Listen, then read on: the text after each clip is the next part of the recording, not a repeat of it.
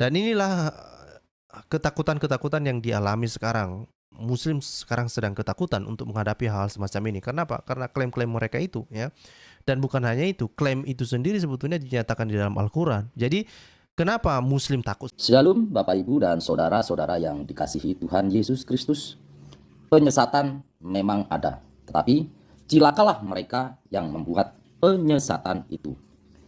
Iblis hadir menyerupai domba, tetapi oleh hikmat dan kasih karunia Roh Kudus yang menyertai kita, dari buahnya lah kita boleh mengerti dari pengajaran-pengajaran yang diberikan kepada setiap orang. Kita simak setiap video yang ada dengan membuka hati, membuka mata, dan membuka telinga, supaya kita beroleh pengajaran dan pembelajaran dari setiap apa yang boleh kita simak. Kita akan membahas lebih banyak tentang Al-Quran dan kita akan melihat, ya, ini adalah klaim-klaim klasik lah, ya, yang sering kali kita dengar dari mereka. Mereka mengatakan apa? Ya. Pertama itu mereka mengatakan bahwa Muhammad itu menerima wahyu dari malaikat Jibril, katanya, ya. Jibril pada tahun 610, ya. Kemudian mereka mengatakan bahwa ini dihafalkan dan disampaikan kepada para pengikutnya. Nah, apakah klaim ini punya dasar atau tidak? Itu nanti yang akan kita lihat bersama-sama. Ini klaim omong kosong atau memang klaim yang punya dasar, ya. Kemudian kita akan melihat juga, misalnya ini klaim kedua, ya. Mereka mengatakan bahwa wahyu-wahyu atau Al-Quran ini dikumpulkan, ya, dalam apa yang kemudian dikenal sebagai Al-Quran. Jadi Muslim selalu mengatakan, oh, itu Al-Quran itu dicatat oleh para pengikut Muhammad, itu dicatat di pelepah korma, dicatat entah di batu atau di kulit binatang dan macam-macam. Ini yang selalu kita dengar dari para Muslim dan narasi-narasi Islam, ya, yang mungkin ini juga bisa kita temukan di dalam beberapa hadis-hadis, ya. Tetapi pertanyaannya, apakah klaim-klaim semacam itu dapat digunakan dan dapat memenuhi kriteria yang digunakan oleh para ilmuwan ini ketika mereka melakukan penelitian, oke? Kemudian kita akan melihat juga, ya, ini klaim ketiga, misalnya mereka mengatakan bahwa Al-Quran sebagai kitab wahyu ditulis dalam bahasa Arab dalam waktu 20 tahun setelah kematian Muhammad. Nah, ini terkait nanti masalah kanonisasi yang mereka mengatakan kanonisasi pertama itu dilakukan oleh Utsman, ya. Artinya itu sekitar tahun 650-an, ya, 652 lebih tepatnya. Dan apakah klaim itu bisa dipakai juga, ya, atau hanya sekedar klaim omong kosong? Jadi sekali lagi ini Muslim, ini penting sekali, ya. Ini klaim-klaim yang dari Muslim sendiri dan berdasarkan narasi-narasi Islam itu sendiri, ya. Ada klaim keempat, itu mereka mengatakan bahwa Al-Quran ditulis dalam bahasa Arab, ya. Dalam bahasa Arab murni, katanya, dan itu jelas, ya. Misalnya ini ditegaskan di dalam surah 16, 103, kemudian ditegaskan kembali lagi di dalam surah 12, surah 13, surah 14, dan dikatakan bahwa Al-Quran ini dalam bahasa Arab yang sempurna karena Allah menulisnya di sorga. Ngeri ini, ya. Ini ngeri, klaim luar biasa karena itu langsung ada di dalam Al-Quran. Tetapi apakah klaim semacam ini bisa dipercaya? Apakah para ilmuwan merasa bisa menerima hal semacam ini? Mari kita lihat nanti, ya. Kemudian ada klaim yang terakhir ini yang akan kita bahas juga adalah, misalnya mereka mengatakan bahwa tidak ada varian bacaan, ya, tidak ada variasi bacaan, ayat yang hilang atau bacaan yang bertentangan pada berbagai teks Al-Quran, ya. Jadi mereka mengatakan bahwa inilah bukti bahwa Al-Quran itu sempurna, katanya begitu, ya.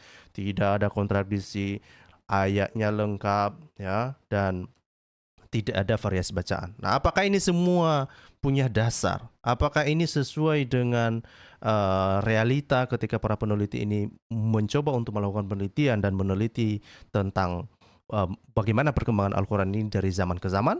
Nah, ini yang akan kita bongkar. Mari kita lihat langsung dari yang pertama, ya. Salah satu buku yang saya rujuk itu misalnya dari buku yang ditulis oleh Ibnu Warak, ya. Jadi ini materi penting sekali, ya. Kita akan melihat nanti bagaimana perkembangan Al-Quran ini berdasarkan buku ini, ya. Ini Bapak Ibu bisa membeli buku ini, mungkin itu di Amazon atau di beberapa toko online lainnya. Itu judulnya What the Quran Really Says, ya. Nah, apa yang penting sebetulnya yang mau saya kutipkan dari dalam buku ini, ya. Ini Ibnu Warak menuliskan, ya. Ini dia menuliskan bagaimana jika Al-Quran itu tidak ilahi, ya. Karena Muslim selalu mengklaim bahwa Al-Quran ini berasal dari wahyu dari ilahi. Tetapi pertanyaan kemudian, bagaimana jika klaim itu sebetulnya tidak terbukti? Bagaimana sebetulnya kalau Al-Quran itu justru bukan wahyu ilahi gitu ya? Kemudian pertanyaan kedua adalah jika pernyataan kedua adalah jika Al-Quran tidak langsung dari Tuhan, maka itu adalah dokumen manusia ya. Jadi itu sesederhana itu. Jadi kalau bukan wahyu ilahi, maka itu pasti hanyalah dokumen manusia semata. Dan karena ia mengklaim sumber ilahi yang sempurna, kepenulisan manusia akan melemahkan otoritasnya. Jadi ketika Muslim mengakui atau selalu mengklaim bahwa ini berasal dari Allah SWT, wahyu Allah SWT, Allah yang menuliskannya sudah ada di dalam tablet yang ada di sorga, mereka mengatakan demikian.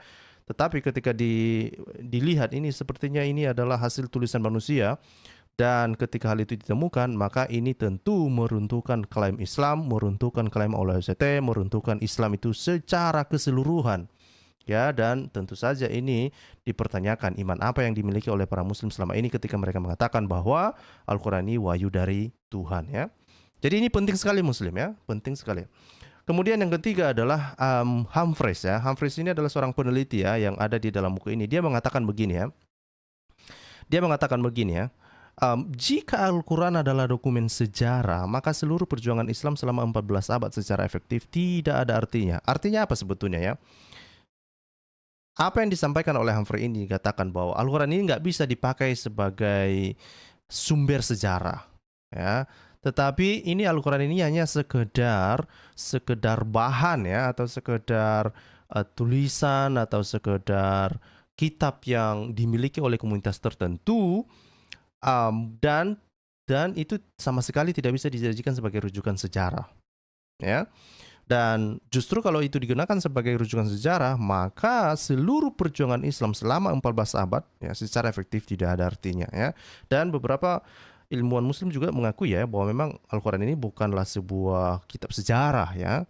Nah, kalau mengenai sejarah tidak bisa dirujuk ya, kalau Al-Quran ini tidak bisa dirujuk sebagai kitab sejarah, lalu kisah apa sebetulnya yang diceritakan dalam Al-Quran ya? Jangan-jangan itu buntulan dongeng ya, seperti yang dikatakan oleh Pak Dhani ya. Pak Dhani mengatakan bahwa mau kisah Zeus kah, mau dewa Zeus, mau kisah dongeng, Seven Sleeper, masuk di dalamnya apa saja di dalamnya, yang penting sudah masuk dalam Al-Quran, maka itu dianggap sebagai kebenaran.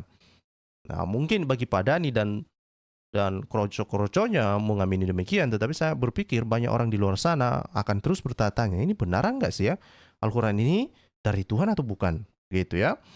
Nah, selanjutnya apa? Nah, ini ada sebuah buku juga yang saya rujuk ini dari Robert Spencer ya. Judul bukunya itu Did Muhammad Exist ya, apakah Muhammad pernah ada ya. Dan dia menuliskan, saya mengquote beberapa kalimat yang dia tuliskan di dalam buku ini ya. Ini menyinggung tentang asal-usul Al-Quran yang sebenarnya ya.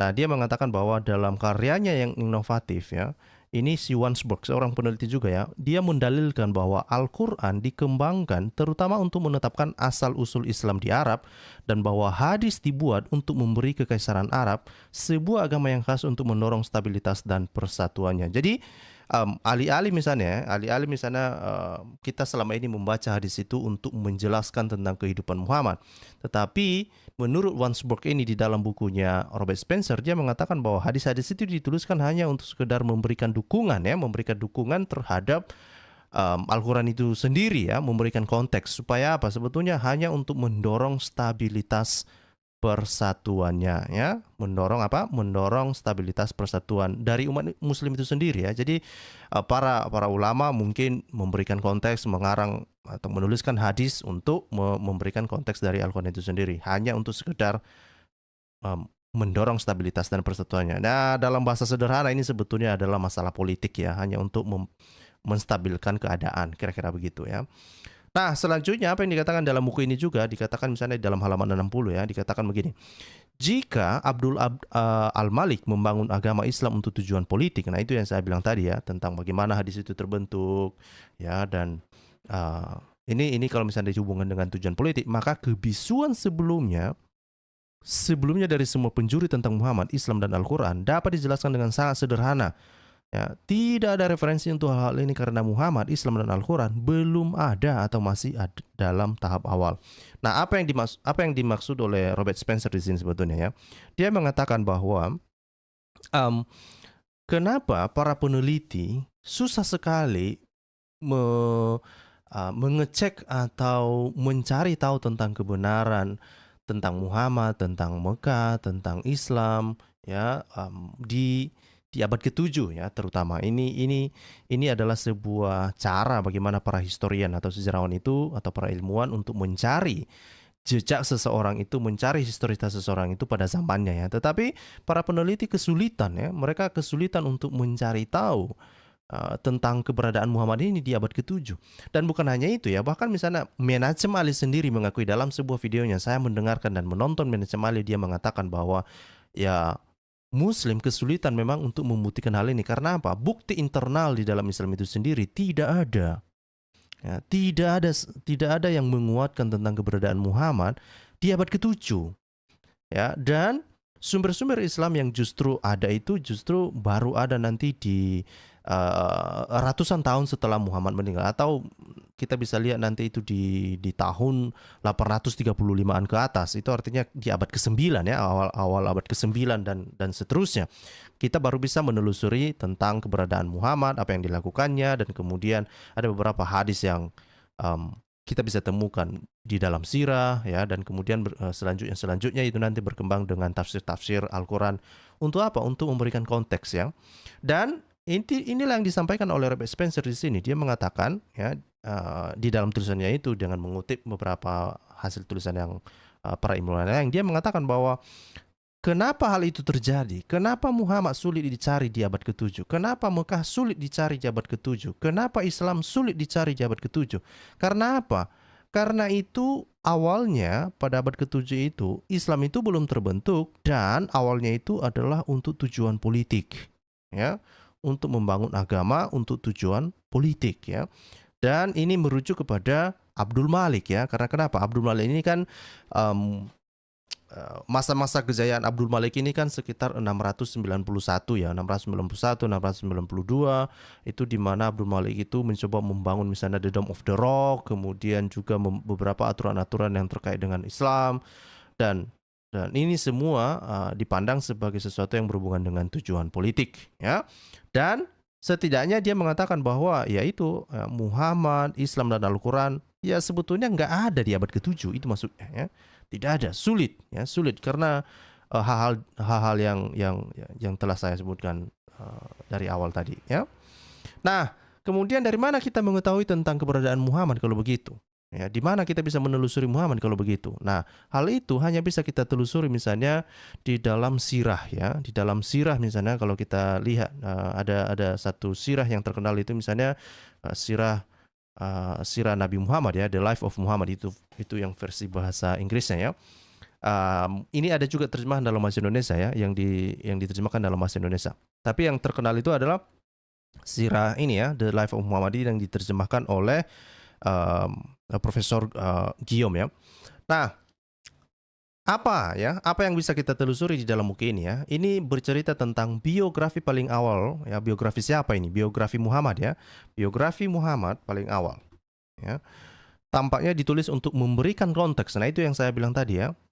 Tampaknya ditulis untuk memberikan konteks pada Al-Quran dan memberikan detail yang tidak ada di dalam Al-Quran. Nah, inilah para peneliti inilah tanggapan atau semacam kesimpulan-kesimpulan yang ditarik, yang mereka sampaikan ya, para ilmuwan ini sampaikan ketika mereka meneliti hal demikian, dan ketika mereka melihat biografi Muhammad yang ditulis di dalam sirah ini ya. Jadi ternyata apa yang diceritakan di dalam sirah Nabawiyah misalnya itu yaitu hanya untuk memberikan konteks pada Al-Quran dan memberikan detail yang ada di dalam Al-Quran. Kenapa? Kenapa ini penting sekali ya? Ini berbeda sekali karena Al-Quran ini naturnya itu berbeda sekali dengan Alkitab ya.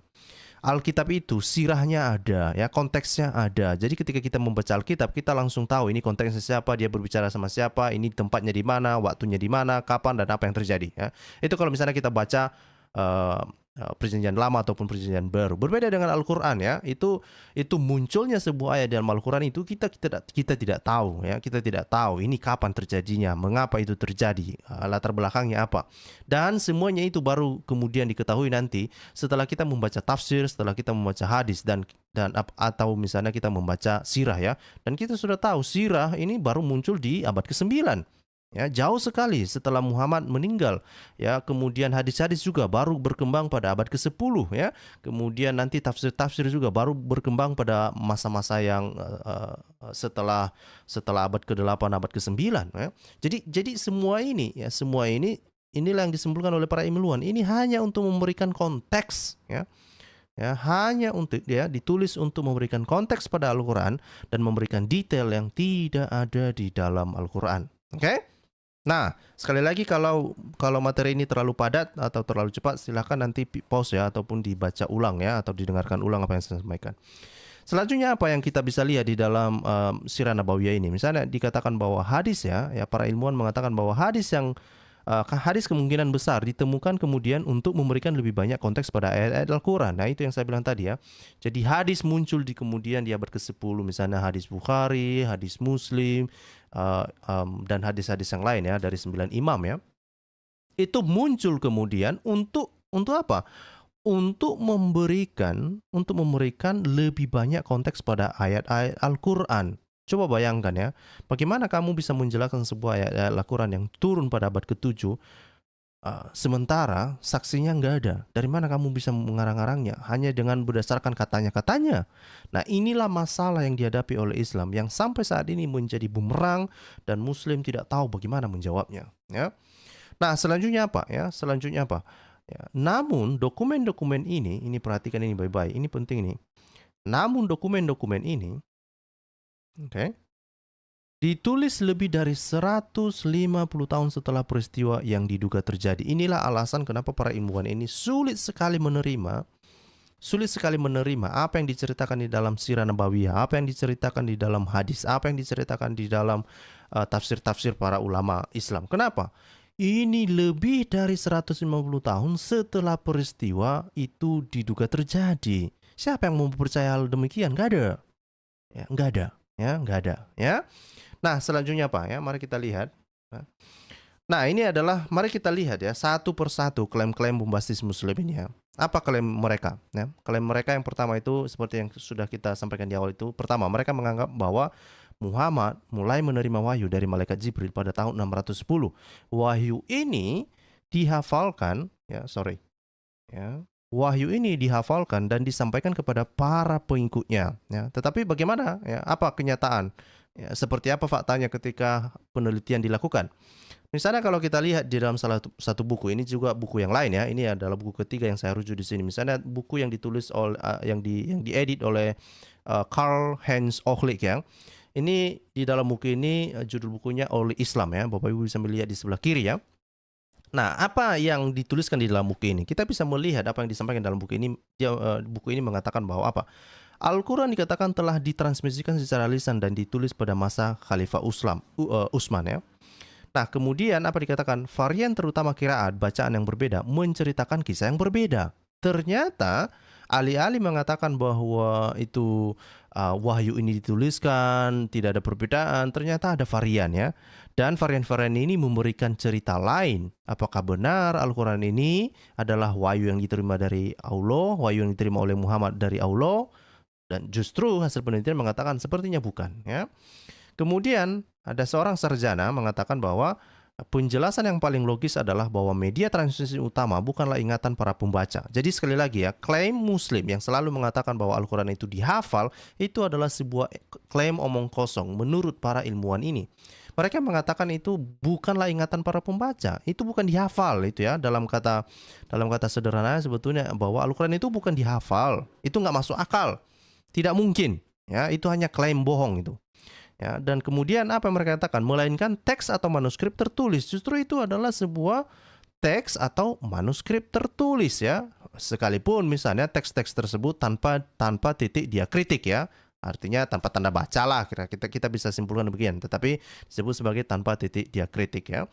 Atau kamu bisa atau kita bisa bayangkan bahwa itu adalah sebuah tulisan-tulisan yang itu ya, yang banyak orang bilang itu sebagai Arab gundul ya, yang kemudian ditafsirkan dengan cara yang berbeda ya, yang kemudian ditafsirkan dengan cara yang berbeda. Nah, kemudian kita akan melihat nanti bagaimana hal ini terjadi dan mengapa ini menjadi Al-Quran. Kenapa tulisan-tulisan yang sudah ada ini.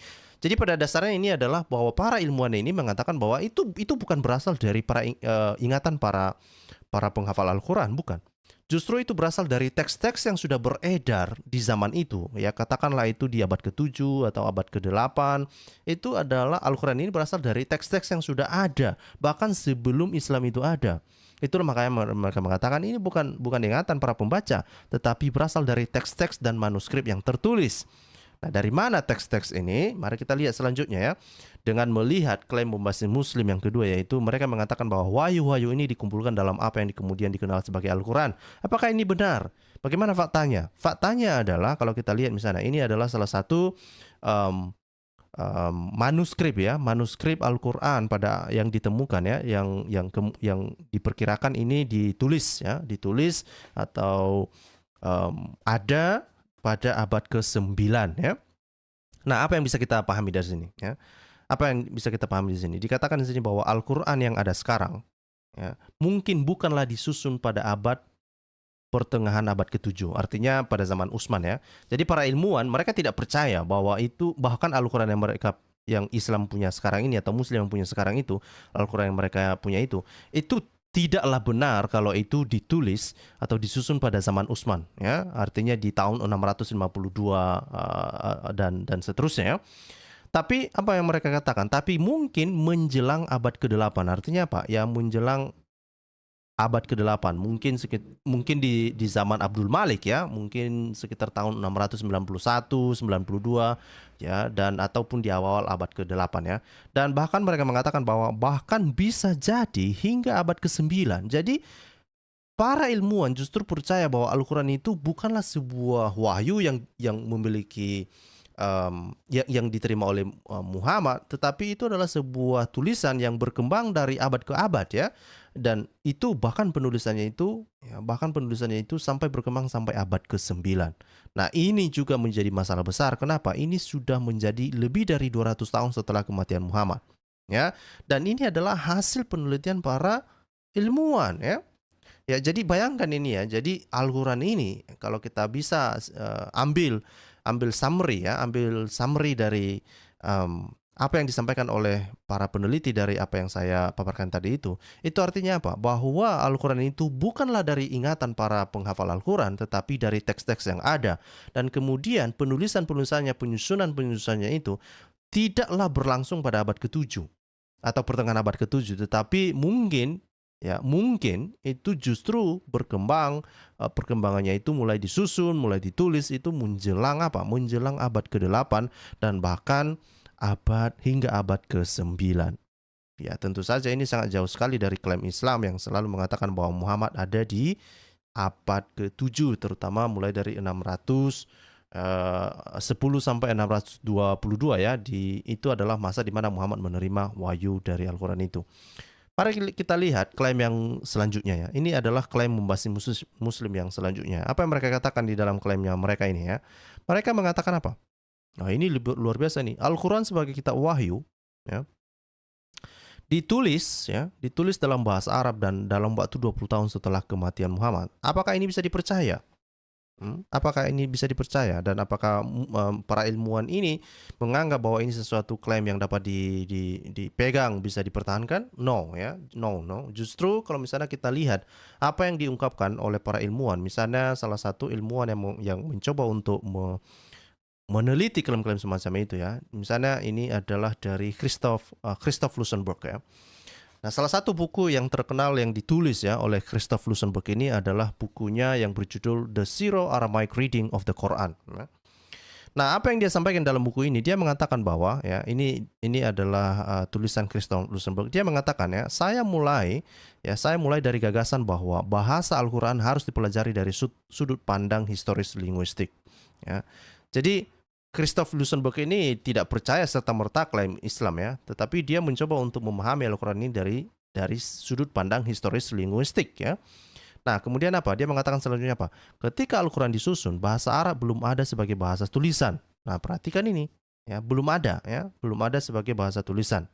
Nah, dan dengan demikian tampak jelas bagi saya bahwa penting untuk mempertimbangkan terutama bahasa Aram yang pada saat itu antara abad keempat dan abad ketujuh bukan hanya bahasa komunikasi tertulis tetapi juga lingua franca di daerah itu, yaitu di Asia Barat. Jadi apa yang dia maksud di sini ya?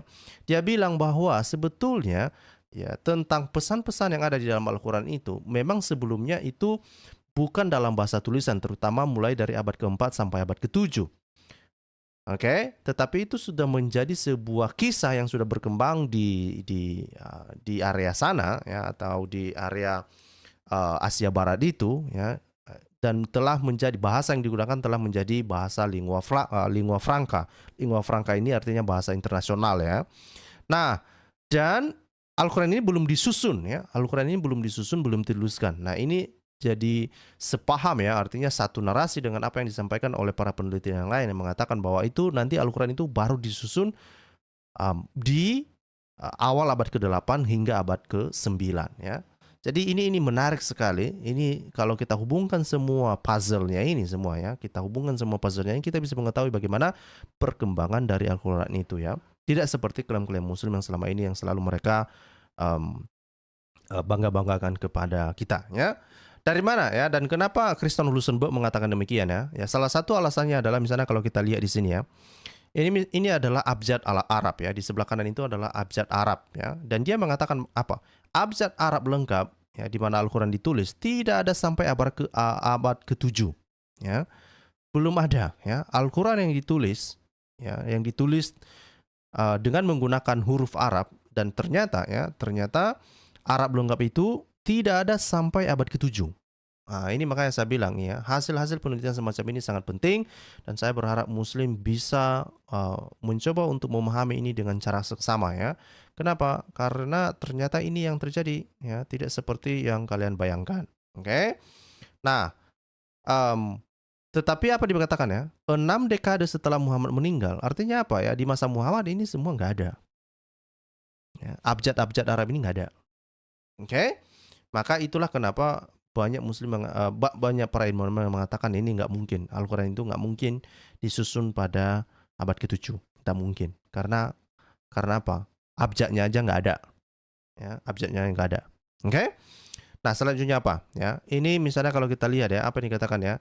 Dia juga mencoba untuk mengangkat isu bahwa bentuk paling awal dari Al-Quran mungkin berasal dari liturgi Kristen. Nah, ini yang juga pernah saya beberapa waktu yang lalu pernah saya sampaikan ya. Ini sepertinya ya Al-Quran ini berasal dari liturgi Kristen yang sudah berkembang pada masa itu ya di daerah Asia Barat tadi itu ya.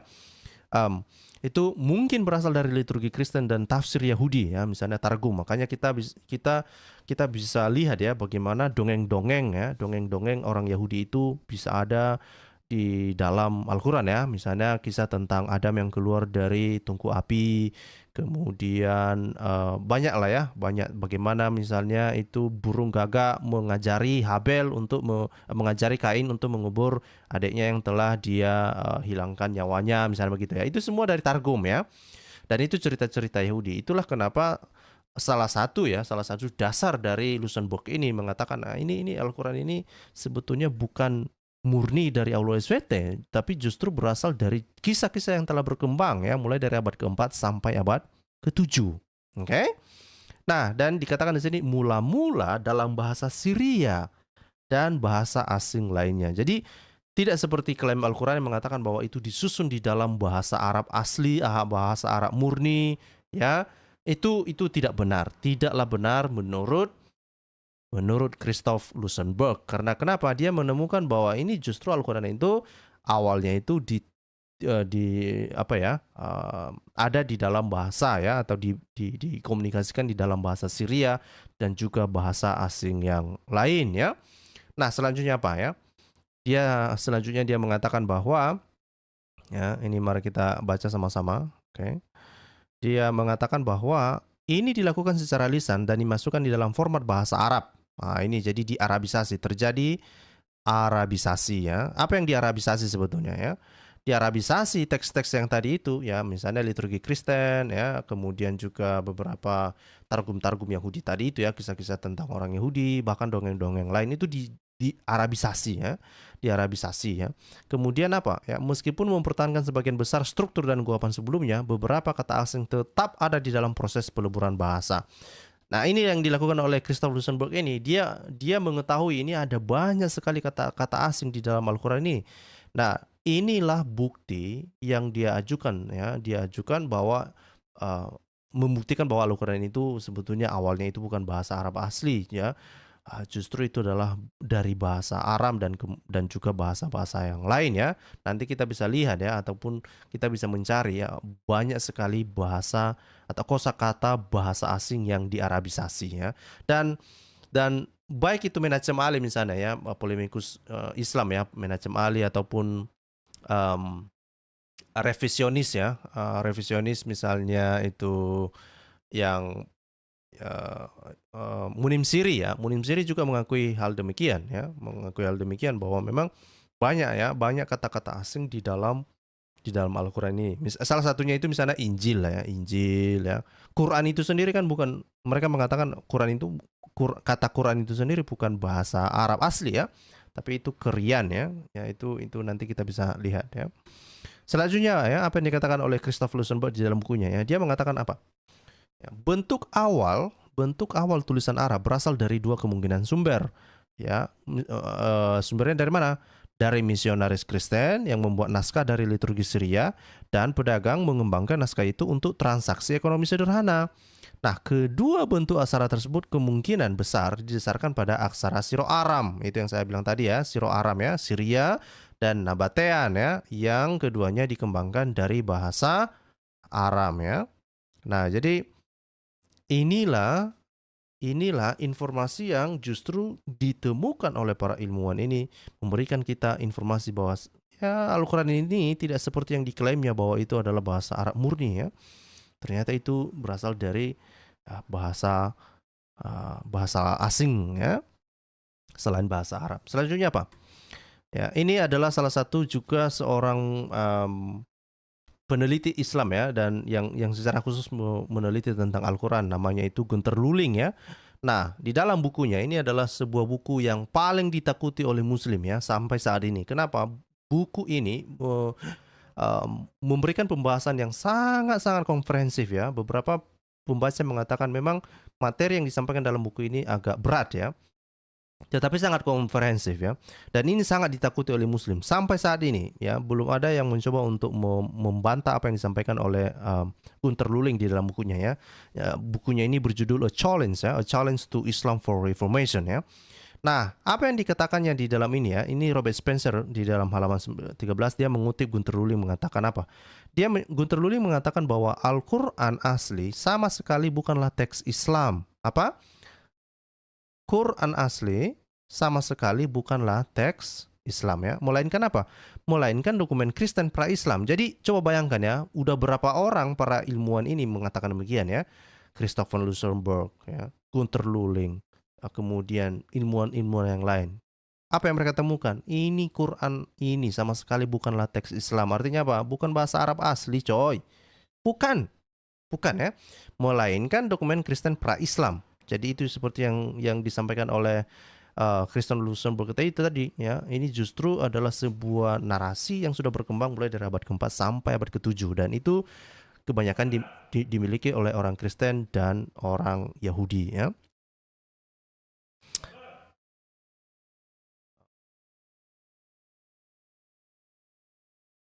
Nah, kemudian apa yang dipercaya oleh Luling ya? Luling percaya bahwa Al-Qur'an mencerminkan teologi sekte Kristen non-trinitarian. Oke. Dan ini menarik ya, kalau misalnya kita telusuri dalam Al-Qur'an itu kan banyak sekali Al-Qur'an itu mencoba untuk menyerang iman ortodoksi kekristenan ya, terutama masalah trinitas ya. Dan ternyata ini apa yang ditemukan oleh Gunter Luling ini, dia mengatakan bahwa Al-Qur'an ini mencerminkan teologi sekte kekristenan non-trinitarian ya, artinya dari sekte-sekte sesat lah ya, yang meninggalkan jejak teologi Islam, terutama dalam gambarannya tentang Kristus dan unitarianismenya yang tanpa kompromi. Jadi kalau misalnya kita bandingkan ajaran Islam dan ajaran unitarianisme, ya itu sebetulnya mirip-mirip ya. Bedanya itu saja adalah bahwa Islam itu percaya kepada Muhammad ya. Mereka percaya bahwa Muhammad adalah sebagai nabinya. Tetapi kalau kita lihat di dalam unitarismenya ya mereka tidak percaya Muhammad. Itu saja sebetulnya bedanya. Tetapi konsep ya, konsep tentang ketuhanan itu sama ya antara unitarisme dan Islam itu sendiri ya, atau Quran itu sendiri. Oke? Nah, selanjutnya apa ya? Ini yang disampaikan oleh misalnya ada ketika misalnya Profesor Gerd Puin ya. Gerd Puin ini adalah seorang peneliti naskah Al-Qur'an ya, naskah Al-Qur'an. Bahkan dia melakukan penelitian, melakukan foto-foto, termasuk misalnya manuskrip Sana'a yang sangat terkenal dia telusuri ya. Dan dia diwawancarai oleh salah satu media massa terkenal ya, namanya The Atlantic ya. Nah, di dalam sebuah artikel yang diterbitkan oleh The Atlantic itu pada tahun 1999, ya, dia mengatakan begini ya. Dia mengatakan begini. Gagasan saya, ya, ini saya perbesar deh ya. Gagasan saya bahwa Al-Qur'an adalah semacam campuran teks yang tidak sempurna dipahami bahkan pada masa Muhammad. Jadi bayangkan ya, apa yang dikatakan oleh Gerd Puin ini ya. Alih-alih bahwa Al-Quran itu adalah sebuah teks Arab asli yang mudah dimengerti dan jelas, Gerd Puin justru mengatakan ya, Profesor Gerd Puin mengatakan bahwa ini adalah sebuah Al-Quran yang sama sekali tidak jelas ya. Sama sekali tidak jelas. Dan itu juga sebetulnya disebutkan di dalam bukunya Luxemburg tadi itu ya. Di dalam bukunya Luxemburg sebetulnya dia juga mengatakan demikian ya. Sekitar 25% Al-Quran itu tidaklah jelas ya. Itulah salah satu juga yang mendorong Luxemburg di dalam penelitiannya itu melakukan penelitian dan menemukan bahwa Al-Quran ini atau bahasa yang digunakan dalam Al-Quran ini adalah dari bahasa asing ya. Kenapa? Karena 25%-nya itu ya tidak jelas itu tadi ya. Banyak sekali kata-kata yang tidak dipahami. Dan ini diteruskan oleh misalnya Profesor Gerd Puin ini, dia mengatakan ini susah untuk dipahami ini ya. Ya, bahkan pada masa Muhammad katanya, katakan misalnya Muhammad itu ada pada abad ke-7 dan dia mengatakan ini pada abad ke-7 dia meyakini itu sulit untuk dimengerti apa yang disampaikan di dalam Al-Quran itu sendiri ya. Dia mengatakan selanjutnya apa? Banyak dari mereka bahkan mungkin 100 tahun lebih tua dari Islam itu sendiri ya. Jadi dia mengatakan bahwa bahasa-bahasa yang digunakan dalam Al-Quran itu justru ada kosakata yang digunakan ya ratusan tahun sebelum Islam itu sendiri ya, termasuk teks-teks yang saya dan ini kan sejalan dengan apa yang disampaikan oleh Luxemburg tadi ya. Itu adalah sebuah narasi atau sebuah cerita mungkin kisah yang sudah berkembang mulai dari abad ke-4 sampai abad ke-7 ya. Bahkan di dalam tradisi Islam ada sekumpulan besar informasi yang kontradiktif ya. Padahal Muslim selalu mengatakan ini Al-Quran tidak punya kontradiksi ya. Ya, para ilmuwan justru mengatakan ada kontradiktif ya. Termasuk misalnya apa? Termasuk substrat Kristen yang signifikan. Seseorang dapat memperoleh seluruh anti sejarah Islam dari mereka jika diinginkan ya. Dia mengatakan juga ya, Al-Quran mengklaim dirinya sendiri sebagai mubin atau jelas ya. Tetapi jika Anda melihatnya, Anda akan melihat bahwa setiap kalimat kelima atau lebih tidak masuk akal ya. Banyak Muslim akan mengatakan sebaliknya tentu saja, tetapi faktanya 1/5 dari teks Al-Quran tidak dapat dipahami. Itu yang saya bilang tadi ya, 20% ya. Jadi Gerd Puin mengatakan 1/5 Al-Quran itu tidak bisa dipahami. Artinya apa? 20% coy. 20%. 20%. Oke? Nah, selanjutnya apa ya? Selanjutnya dia mengatakan bahwa ya di dalam artikelnya itu di The Atlantic ya, dia mengatakan ya, inilah yang menyebabkan kecemasan tradisional tentang penerjemahan. Jika Al-Quran tidak dapat dipahami, bahkan jika tidak dapat dipahami oleh dalam bahasa Arab, maka tidak dapat diterjemahkan ke dalam bahasa apapun. Jadi bayangkan ya, 25% Al-Quran itu tidak bisa dipahami bahkan di dalam bahasa Arab itu sendiri. Nah, bagaimana mungkin hal itu bisa diterjemahkan di dalam bahasa lain? Tidak mungkin. Itu yang disampaikan oleh Profesor Gerd Puin ini ya. Nah, kemudian apa? Selanjutnya apa? Itulah mengapa umat Islam takut. Jadi sekali lagi ya, bukan saya ngada-ngada ketika saya mengatakan tadi itu bahwa Muslim ini sebetulnya sedang dalam ketakutan ya. Sedang dalam ketakutan. Kenapa mereka takut? Ya karena itu tadi 25% Al-Quran, teks Al-Quran itu tidak dapat dipahami ya. Dan salah satu misalnya contoh yang dikatakan oleh Gerd Puin itu adalah ketika misalnya kita bisa telusuri lah ya 5 bytes ya, setelah membaca 5 byte ayat Al-Quran ya, kemudian ayat selanjutnya itu menjadi nggak jelas ya, nggak nyambung ya, kadang nggak nyambung ya.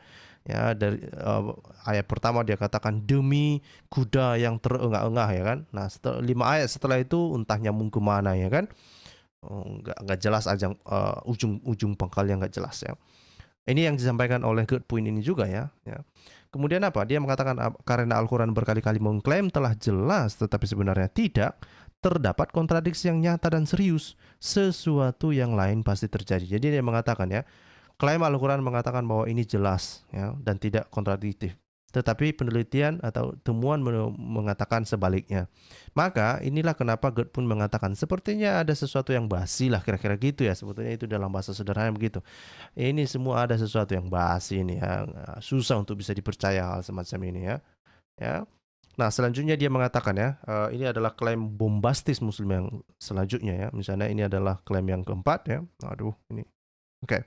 Apa yang ada di dalam klaim Muslim yang keempat ini? Coba ya, saya perjelas kepada Muslim. Ini adalah klaim yang keempat. Dikatakan mereka mengatakan bahwa Al-Quran ditulis dalam bahasa Arab murni dan jelas. Nah, itu tadi justru para peneliti mengatakan tidak jelas ya. Kemudian mereka mengatakan Al-Quran dalam bahasa Arab yang sempurna karena Allah menulisnya di surga. Nah, justru tidak sempurna ya. Justru tidak sempurna. Apalagi kalau mereka misalnya percaya bahwa Al-Quran ini diturunkan pada abad ke-7 dan kemudian dikanonisasi pada abad ke-7 pada masa Utsman, sementara huruf abjad Arab itu sampai akhir abad ke-7 pun belum ada semua lah, kira-kira begitu. Jadi ada banyak sekali kontradiksi di dalam narasi-narasi yang berkembang ya. Ada banyak sekali narasi-narasi yang kontradiktif di dalam narasi Islam itu sendiri. Oke? Selanjutnya apa ya? Mari kita lihat ya tentang istilah-istilah yang ada di dalam Al-Quran ini ya, istilah non-Arab ya. Dan para peneliti justru menemukan banyak sekali ya. Dari penelitian mereka mengatakan bahwa ada lebih dari 100 istilah non-Arab dalam Al-Quran, lebih dari 100 ya. Nah, itu yang saya bilang tadi itu ya. Lebih dari 100 istilah non-Arab dalam Al-Quran. Dan itu ternyata istilah-istilah tersebut atau kosakata yang telah mengalami Arabisasi tersebut justru berasal dari bahasa Mesir, bahasa Ibrani, bahasa Yunani, Syria, Akkadia, Ethiopia, dan Persia ya. Dan ini justru sangat bertentangan ya atau bertolak belakang dengan klaim para Muslim atau klaim Al-Quran itu sendiri yang mengatakan bahwa Al-Quran itu diturunkan di dalam bahasa Arab murni ya. Nah, ternyata itu adalah sebuah bahasa yang diarabisasi ya. Kalau sebuah bahasa diarabisasi berarti bukan Arab murni dong, gitu ya. Yang kedua, apa juga yang bisa ditemukan ya? Para peneliti juga mengatakan bahwa kata Quran itu sendiri ya kemungkinan besar berasal dari bahasa Syria ya, yang dalam bahasa Syria itu disebut sebagai Qaryana ya. Ini ya, Qaryana yang berarti lectionary ya, lectionary itu ya. Dan biasanya mengacu pada leksionari Kristen ya. Nah, itu jadi sekali lagi apa yang disampaikan oleh para ilmuwan ini masih dalam satu arah ya, senada semua ya. Ini semua berasal dari teks-teks orang Kristen dan terutama leksionari Kristen. Oke? Selanjutnya apa ya? Dia juga mengatakan misalnya di dalam bukunya Robert Spencer ya. Di dalam bukunya Robert Spencer ini seorang peneliti namanya Minggana, dia mengatakan bahwa hampir semua istilah agama di dalam Al-Quran berasal dari bahasa Syria. Jadi sekali lagi banyak sekali para ilmuwan ini mengatakan bahwa ini Al-Quran ini bukan bahasa Arab asli ya. Kemudian sekali lagi kita merujuk lagi kembali apa yang disampaikan oleh Gunther Rulling di dalam bukunya. Dia mengatakan apa ya? Dia mengatakan apa ya? Robert Spencer mengutipnya ya, dia mengatakan Rulling mengatakan bahwa sekitar sepertiga teks Al-Quran didasarkan pada teks Kristen pra-Islam. Wow. Nah, ini saya kurang tahu apakah Muslim menyadari hal ini, tetapi Muslim selalu menyerang iman kekristenan ya. Tapi para peneliti justru menemukan bahwa ini ya apa yang ada di dalam Al-Quran itu, tulisan-tulisan dalam Al-Quran itu adalah sepertiga Al-Quran didasarkan pada teks Kristen pra-Islam. Ya, yang mencuri siapa, ya kan? Ya, padahal apa yang sekarang sedang digaung-gaungkan oleh para Muslim, aduh, itu kata Allah, itu kalian kenapa Alkitab menggunakan kata Allah yang ada di dalam Al-Quran? Itu kata Allah itu milik Islam.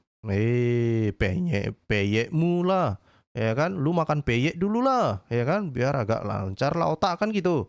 Ya, Justru para peneliti mengatakan bahwa sepertiga teks Al-Quran itu berasal dari teks Kristen pra-Islam. Jangan kau bolak-balik. Jangan Muslim sok-sokan. Ini hasil penelitian. Oke? Nah, selanjutnya apa ya? Saya mau cepat saja ya. Silakan nanti Muslim mencoba membantahnya. Coba saja membantah dari apa yang disampaikan oleh para ilmuwan ini ya. Gerd Poin juga mengatakan ya, dia mengatakan 20% dari Al-Quran tidak dapat dipahami bahkan oleh para ahli bahasa Arab. Ngeri nih cuy. Ya, ngeri nih. 20%. Bayangkan. Ini adalah sebuah angka yang sangat luar biasa ya. 20% dari Al-Quran itu seperlima Al-Quran itu tidak dapat dipahami bahkan di dalam bahasa Arab sendiri. Ngeri nih. Ya, ngeri nih. Ya, kemudian apa yang dikatakan oleh Luxemburg? Luxemburg juga mengatakan bahwa ini bukan Gerd Poin ya, tapi Luxemburg. Luxemburg mengatakan menunjukkan bahwa Al-Quran itu jauh lebih masuk akal ketika diterjemahkan kembali ke dalam bahasa Syria ya. Jadi Luxemburg sangat yakin bahwa Al-Quran itu awalnya itu ditulis dalam bahasa Syria ya, dan kemudian ketika dia membaca Al-Quran itu dikembalikan ya, dikembalikan ke bahasa aslinya, ke bahasa Syria, maka hampir semua kata-kata yang tidak jelas di dalam Al-Quran itu bisa dijelaskan di dalam bahasa Syria. Itu hasil penelitian dia. Itu menarik ya. Nah, kalau misalnya kita lihat juga ya, ini misalnya hasil penelitian Gerd Poin ya, saya mencoba untuk mengutip saja ya beberapa hasil, mencoba untuk menunjukkan bagaimana menulis, mencoba untuk mengekspos ketidakjelasan Al-Quran ya. Ini adalah hasil penelitian dari Gerd Poin misalnya ya. Bapak Ibu bisa membeli bukunya, namanya bukunya itu adalah The Hidden Origin of Islam ya. Nah, ini di sebelah kiri ini. Yang Bapak Ibu bisa membelinya, Muslim bisa membeli bukunya, itu tersedia di toko-toko online ya.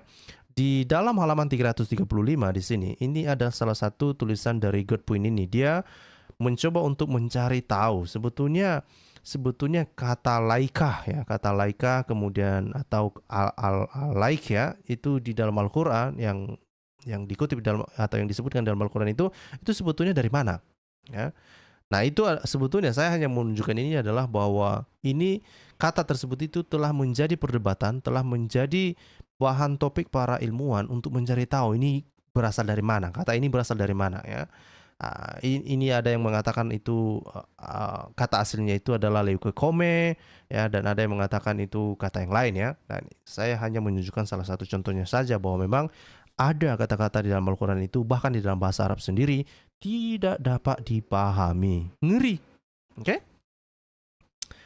Nah, kemudian ya, sekali lagi ini juga si Luxemburg pernah diwawancarai oleh media massa ya, dan dia ditanya ya, kalau begitu apakah Al-Quran tidak lain adalah versi Arab dari Alkitab Kristen ya. Jadi ada yang mewawancarai dia ya. Christoph Luxemburg mengatakan ya, pada asalnya Al-Quran adalah buku liturgi Syro-Aram ya. Jadi ini dengan tegas si Christoph Luxemburg ini mengatakan, dari hasil penelitian dia mengatakan ya, Al-Quran ini adalah buku dari liturgi Syro-Aram ya, dengan himne dan kutipan dari kitab suci yang mungkin telah digunakan dalam layanan suci Kristen. Ya, makanya kita tidak heran ya, di dalam Al-Quran itu kan kita bisa melihat ada kata-kata atau kalimat-kalimat pengulangan ya. Misalnya, nikmat apa lagi yang kau dustakan, nikmat apa lagi yang kau dustakan. Dan misalnya di dalam satu surah itu kalimat nikmat apa lagi yang kau dustakan itu bahkan sampai diulang sampai berkali-kali. Nah, kalau kita ingat-ingat bagaimana himne Kristen di dalam gereja ya, itu kan ada misalnya itu himne itu dibacakan oleh misalnya itu pembawa liturgi kemudian nanti disambut oleh jemaat. Jadi mereka bersahut-sahutan ya, Jadi kalau kita lihat di dalam Al-Qur'an ada salah satu ayat misalnya itu, yaitu seperti himne semacam itu ya. Jadi ada sahut-sahutan antara pembawa liturgi dan jemaat, kira-kira begitu. Nah, inilah kita bisa lihat ya bagaimana Al-Qur'an ini berkembang ya, dan para peneliti menemukan hal yang demikian ya. Ya, tapi tetap saja ini selalu diingat ya. Kalau pertanyaan kemudian adalah, kalau misalnya Al-Quran ini berasal dari liturgi Kristen, ya bagaimana dengan kisah Zaid? Bagaimana kisah Zaid dikawinkan oleh oleh Aulo SWT dengan Zainab misalnya begitu ya. Nah, Kriston Lusenberg memberikan contoh ini ya. Dia mengatakan bahwa itu sebetulnya kisah itu bukan kisah tentang Zaid di situ ya. Tidak ada kalau dikembalikan ke dalam bahasa Siro Aram atau dalam bahasa Syria, dia mengatakan justru itu tidak berbicara tentang Zaid di situ, nggak ada sama sekali. Nah, inilah yang terjadi ketika Al-Quran itu atau himne-himne atau liturgi-liturgi Kristen itu diarabisasi, maka memiliki arti yang berbeda ya. Jadi kacau semua ya. Jadi diartikan berbeda semua. Jadi kacau ya. Atau penjelasan kedua dari yang ditawarkan oleh para ilmuwan. Mereka mengatakan bahwa itu ada banyak sekali ayat Al-Quran itu yang diinterpolasi kemudian ya. Diinterpolasi kemudian itu maksudnya dari teks-teks yang berasal dari liturgi-liturgi Kristen itu lalu dikembangkan kemudian untuk menyesuaikan kebutuhan para ulama Islam pada masa-masa abad ke-8 gitu ya. Itu kalau misalnya kita hubungkan puzzle-nya begitu ya. Nah, wawancara yang dilakukan kepada Kriston Lusenberg ini juga memberikan informasi yang lain ya. Misalnya ketika dia ditanya apa hubungan antara bahasa budaya ini dan asal muasal Al-Qur'an ya. Lalu dia mengatakan ya, mulai abad ketiga, orang-orang Kristen Suriah tidak membatasi diri untuk membawa misi evangelis mereka ke negara-negara terdekat seperti Armenia dan Persia. Mereka terus maju ke wilayah-wilayah yang jauh sampai ke perbatasan Cina dan pantai barat India, selain seluruh semenanjung Arab sampai ke Yaman dan Ethiopia. Oleh karena itu, ini sangat mungkin bahwa mewartakan risalah Kristen kepada orang-orang Arab, mereka akan menggunakan antara lain bahasa Badui atau bahasa Arab ya. Jadi ini adalah bagaimana Christoph Lusenberg itu memberikan penjelasan kenapa kok bisa ya liturgi Kristen ini kok diarabisasi dan menjadi Al-Quran ya. Nah, kemudian ya dia menambahkan bahwa untuk menyebarkan Injil mereka terus menggunakan campuran bahasa ya. Ya tentu saja lah ya.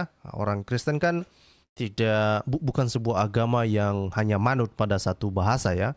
Ya, Injil itu yang penting disampaikan ya, di dalam segala bahasa ya. Ya tentu para evangelis, para misionaris ya belajar tentang bahasa yang berkembang pada saat itu ya untuk tujuan apa? Tujuan penginjilan ya. Tetapi para ulama ini, orang-orang Islam ini mencoba mengambil liturgi itu lalu kemudian mereka adopsi, mereka arabisasi dan kemudian mengembangkan arti yang jauh dari tujuan awal, jauh dari pengertian awalnya ya. Kacau ya, kacau. Nah, kemudian apa? Tetapi di era di mana bahasa Arab hanyalah kumpulan dialek dan tidak memiliki bentuk tertulis, para misionaris tidak punya pilihan selain menggunakan bahasa sastra dan budaya mereka sendiri, yaitu ke Siro Aram. Jadi awalnya itu ya karena tidak ada tulisan bahasa Arab. Dia ingat tadi ya bahwa Arab ya abjad Arab itu baru muncul di akhir abad ke-7 ya. Nah, bagaimana para misionaris ini menyampaikan apa yang mau mereka sampaikan ya? Dan tentu mereka menggunakan bahasa yang sudah berkembang pada saat itulah ya. Mereka menggunakan bahasa Siro Aram ya, termasuk di dalam tulisan-tulisan mereka. Yang sebetulnya kalau dibandingkan antara bahasa Siro Aram ini dengan bahasa Arab itu ada kemiripan-kemiripan ya. Ada kemiripan-kemiripan dan inilah bahasa Siro Aram inilah, liturgi yang berbahasa Siro Aram inilah yang diarabisasi ya, yang dijadikan sebagai Al-Quran oleh Islam ya. Nah, hasilnya adalah bahasa Al-Quran lahir sebagai bahasa Arab tertulis tetapi salah satu turunan Arab Aram ya. Jadi ini adalah sebuah arabisasi bahasa Siro Aram ya. Nah, ini juga yang disampaikan oleh Robert Spencer di dalam bukunya ya. Coba kita baca ya. Dia mengatakan apa? Dia mengatakan apa di sini ya? Mungkin bahwa Al-Quran pada awalnya tidak ditulis dalam bahasa Arab ya. Sama sekali tidak ya. Akhirnya diterjemahkan ke dalam bahasa Arab ketika agama baru sedang dikembangkan ya. Kemudian dia mengatakan Al-Quran sendiri menunjukkan bukti bahwa adaptasi dari teks Kristen ya. Jadi sekali lagi ya, ada berapa para ilmuwan yang telah saya kutip di sini, yang telah saya tampilkan di sini. Mereka sepakat ya, ini semua berasal dari liturgi Kristen ya. Bahwa Al-Quran itu berasal dari liturgi Kristen. Itulah asal mula Al-Quran itu sendiri. Jadi tidak seperti klaim Muslim yang selalu mengatakan, oh ini wahyu dari Allah SWT, ya udah ditulis dalam bahasa Arab asli yang ada ditulis di surga, begini bukan, nggak ada itu, ya nggak ada. Ya. Hasil penelitian ya sejarawan membuktikan sebaliknya. Oke? Selanjutnya apa ya? Misalnya dari hasil penelitian dari Lusenberg itu ya, itu banyak Muslim banyak Muslim percaya ya, dan dalam terjemahan-terjemahan Al-Quran misalnya tentang hur ya, hur yang ada di dalam Al-Quran itu ya.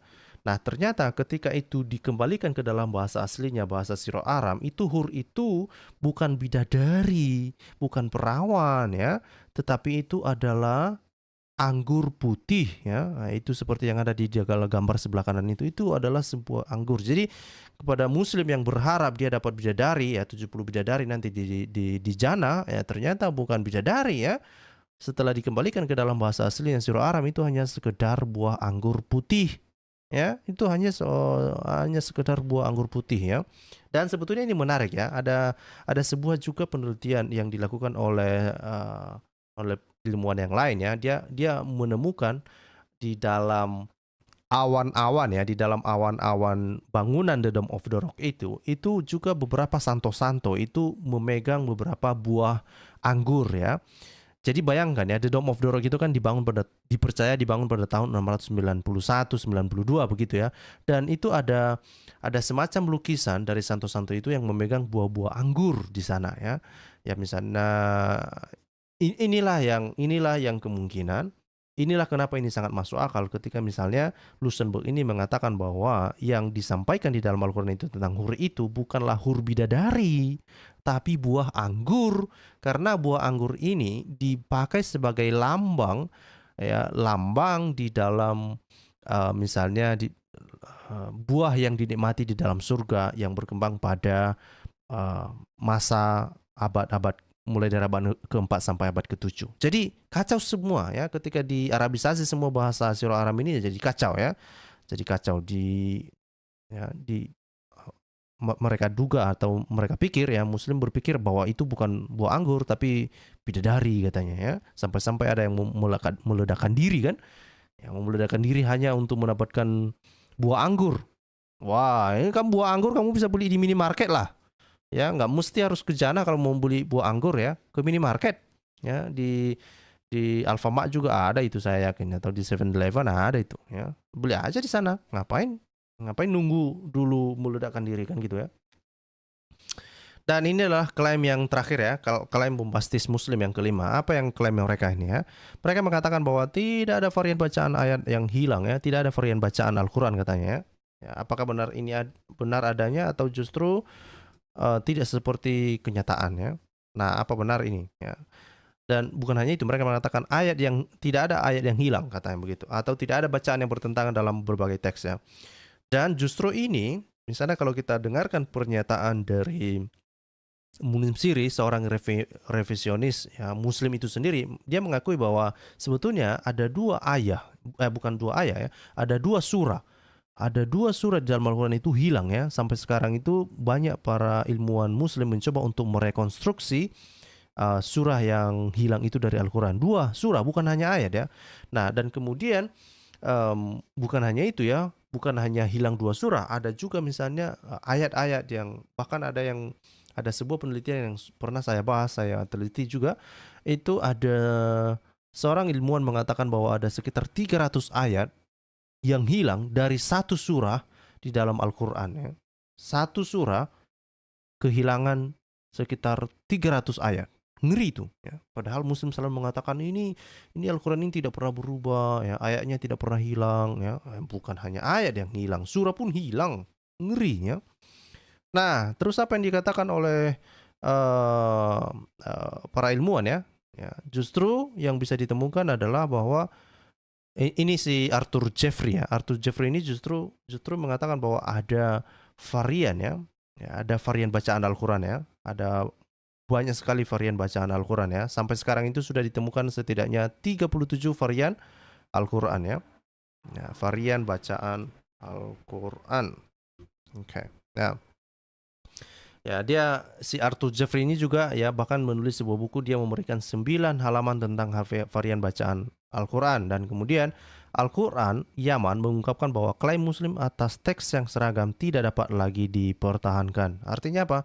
Ya, ketika mereka mengatakan bahwa ini Al-Quran itu cuma satu, mulai dari ujung saat dari barat ke timur itu ya, di dalam negara Muslim ya, negara di mana-mana Muslim selalu menggunakan satu Al-Quran dan tidak ada perbedaan di dalamnya. Itu sebuah hal yang tidak dapat lagi dipertahankan ya, sebuah argumen yang tidak bisa lagi dipertahankan. Oke? Ini adalah perkembangan terakhir ya, perkembangan terakhir, dan saya juga mengikuti kelas dari Profesor dan Brubaker ini ya. Saya mendengarkan kelasnya dan dia mengatakan ya, ada satu bukunya yang dia tulis beberapa waktu yang lalu ini, sebetulnya dia hanya memberikan 25 contoh ya.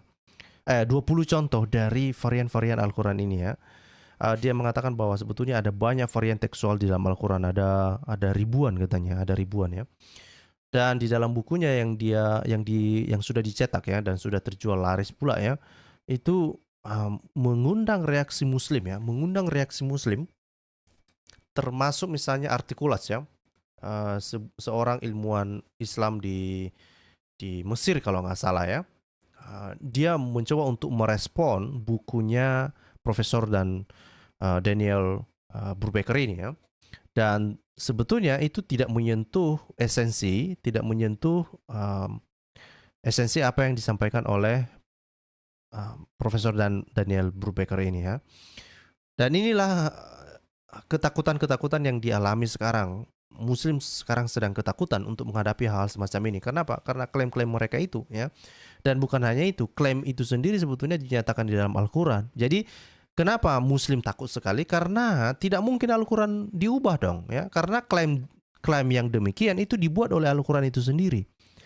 Nah, kalau klaim itu bisa terbantahkan, itu artinya Al-Quran itu bukan wahyu Allah, bukan dari Tuhan. Tidak mungkin Allah SWT. Kalau Muslim percaya bahwa Allah SWT adalah Tuhan, maka tidak mungkinlah Tuhan salah, kan gitu. Nah, masalahnya klaim-klaim semacam itu dibuat oleh Allah SWT di dalam Al-Quran. Nah, kalau klaim itu salah, maka Muslim tidak ada jalan lain untuk bisa merubah atau mengganti klaim demikian. Ya. Tidak mungkin mereka mengubah apa yang disampaikan oleh Allah SWT. Tidak mungkin. Inilah ketakutan mereka sampai saat ini, dan kenapa banyak sekali Muslim itu yang melakukan kekerasan ketika mereka dikritisi ya, terutama misalnya masalah teks kritisisme semacam ini ya. Varian-varian Al-Quran yang bisa kita temukan di berbagai kesempatan ya. Nah, apalagi yang bisa kita temukan di dalam bukunya bukunya Profesor Daniel Brubaker ini ya. Dia mengatakan bahwa ada berbagai koreksi-koreksi yang dilakukan di dalam Al-Quran yang lebih awal ya, atau yang Al-Quran versi lebih kuno ya. Dia mengatakan bahwa telah lama ditegaskan secara populer bahwa berbeda dengan perjanjian baru, misalnya tradisi manuskrip Al-Quran murni dan sempurna ya. Jadi ini adalah klaim para Muslim ya. Tradisi manuskrip Al-Quran murni dan sempurna, tanpa pernah ada tanda yang tidak pada tempatnya, apalagi variasi yang melibatkan seluruh kata atau frasa. Studi menarik dari Brubaker menunjukkan bahwa hal ini tidak benar. Apa yang telah penulis lakukan dalam buku pendek ini adalah untuk menyaring penelitian bertahun-tahun ya. Ini adalah sebuah penelitian bertahun-tahun. Jadi bukan hanya sebuah opini belaka tanpa dasar ya. Justru ini penelitian yang dilakukan bertahun-tahun dan membuat pembaca umum dapat mengakses contoh-contoh penting dan menarik dari koreksi juru tulis di beberapa manuskrip Al-Quran paling awal ya. Nah, buku tentang koreksi dalam salinan Al-Quran tulisan tangan ini menawarkan koreksinya sendiri atas pandangan yang tersebar luas tetapi salah tentang Al-Quran. Dan ini yang disampaikan oleh Dan Brubaker. Itu dia hanya menyampaikan contoh, 20 contoh aja dan Muslim sudah sangat ketakutan luar biasa di seluruh dunia, ngeri ya. Nah, kemudian ada juga kita mengutip buku yang lain ya. Ini yang ditulis oleh Stephen Shoemaker ya. Di dalam bukunya yang berjudul Creating the Quran ya. Jadi ini kalau menelusuri bagaimana Al-Quran itu berkembang ya, mengalami evolusi dari masa ke masa ya. Dan apa yang disampaikan oleh Stephen Shoemaker ini ya, dia mengatakan bahwa sudah menjadi tujuan kami untuk mengartikulasi model untuk memahami sejarah formasi Al-Quran yang tidak bersandar pada hanya tradisi Islam atau wahyu ilahi, tetapi Al-Quran didasarkan seperti yang disampaikan Lincoln dalam waktu dan kontingen. Artinya apa ya? Sebetulnya dalam bahasa sederhana, penulis ini menyampaikan ya, bahwa Al-Quran ini punya sejarah. Ya, sejarahnya itu tidak seperti yang diklaim oleh Muslim, yaitu dari wahyu ilahi, tetapi justru itu dibuat dari dibuat dan berkembang dalam kurun waktu tertentu di dalam kontingen tertentu ya tentu di Asia Barat lah kira-kira begitu ya. Kemudian selanjutnya ia memandang Al-Quran memang produk kelompok agama tertentu yang terlibat dalam perselisihan teologis tertentu di bawah kepemimpinan seorang nabi dan akhirnya mengukir identitas yang khas sebagai komunitas agama yang baru. Jadi ya agama baru ini terbentuk ya mungkin ada konflik secara teologis ya sama lah ya. Misalnya oneness misalnya atau unitarianisme ya kan, sayangnya adalah orang oneness atau unitarianisme itu mereka tidak membuat kitabnya sendiri ya. Ini Islam ini berhasil membuat kitab sendiri coy ya, yang sebetulnya itu diperkirakan hanya gara-gara bertentangan secara teologis dengan teologi Kristen Ortodoks ya. Ortodoks maksud saya itu bukan gerejanya ya, tapi Kristen yang ortodoks ya, Kristen yang mayoritas ya. Kemudian selanjutnya dikatakan bahwa keyakinan religius komunitas ini segera menyatu dengan kekuatan politik kerajaan duniawi yang luas dan sinergi ini membawa kesuksesan besar bagi keduanya di panggung sejarah dunia. Namun kebenaran dari masalah ini adalah seperti yang diamati Krohn ya. Dan ini Patricia Krohn ini juga adalah seorang ilmuwan ya. Jadi banyak sekali ilmuwan yang saya kutip ya di sini, bukan hanya seorang atau dua orang ya. Ini Patricia Krohn ini juga adalah seorang ilmuwan ya, seorang sejarawan juga yang meneliti tentang Islam ya. Apa yang dikatakan oleh Krohn di dalam bukunya ya, bahwa kita tidak tahu bagaimana, di mana dan kapan Al-Quran berasal dan bahwa semua bukti yang kita miliki adalah Al-Quran itu sendiri ya. Jadi Krohn itu sangat skeptik ya. Dia mengatakan kita tidak tahu. Sebetulnya Al-Quran ini nggak bisa kita pahami ya katanya. Kita nggak bisa telusuri juga. Kenapa? Karena apa yang bisa kita temukan ya cuma Al-Quran itu sendiri ya. Karena nggak ada bukti pendukung tentang keberadaan Al-Quran ini di abad ke-7 ya. Dia itu sangat skeptik ya.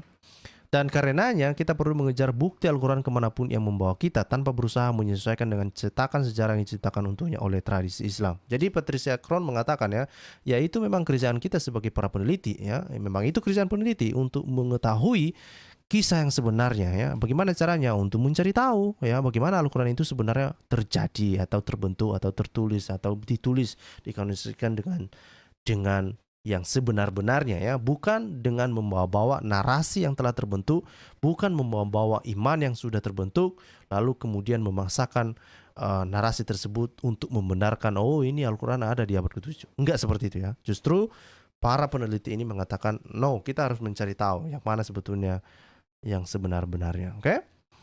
Dan ini adalah yang terakhir ya. Di dalam buku ini juga disebutkan disebutkan bahwa namun demikian perspektif ini lebih memungkinkan kita untuk memahami perkembangan Al-Quran sebagai kitab suci baru untuk keyakinan agama baru dalam proses yang jauh lebih terintegrasi dengan dunia Yahudi dan Kristen kuno daripada narasi Islam tradisional Al-Quran mula-mula. Jadi di dalam buku itu dikatakan bahwa sebetulnya Al-Quran itu kalau ditelusuri lebih awal justru itu sangat lebih terintegrasi dengan misalnya tradisi-tradisi yang berkembang di dalam kekristenan dan Yahudi ya itu tadi ya sekali lagi masih satu narasi atau senarasi dengan para ilmuwan yang lain yang mengatakan bahwa ya itu Al-Quran itu berasal dari liturgi-liturgi orang Kristen gitu. Oleh karena itu kami sangat setuju ya dengan kecenderungan baru-baru ini untuk memahami Al-Quran sebagai produk dari budaya keagamaan Timur Dekat kuno akhir. Satu-satunya masalah perselisihan adalah menyangkut kapan dan di mana pertemuan dengan dunia kuno akhir ini terjadi ya. Jadi ini adalah sebuah perdebatan yang panjang, belum ada penyelesaiannya, belum bisa ditemukan sebetulnya bagaimana secara pasti Al-Quran itu bisa terbentuk ya, kapan dan bagaimana. Itu secara pasti memang sulit untuk bisa dipahami atau diterima, dan para ilmuwan ini justru menemukan hal berbeda, sangat bertentangan dengan klaim-klaim Islam itu sendiri. Tidak seperti klaim para Islam yang selalu mengagung-agungkan tentang kelestarian Al-Quran, Al-Quran yang tidak pernah berubah, Al-Quran yang cuma satu seluruh. Itu semua klaim bombastis yang sangat bertolak belakang dengan hasil penelitian para ilmuwan. Oke? Ya. Saya pikir sampai di situ yang mau saya sampaikan kali ini. Saya berharap sekali lagi jika materi ini terlalu padat, ini pada. Saya ucapkan terima kasih telah menonton video ini sampai habis.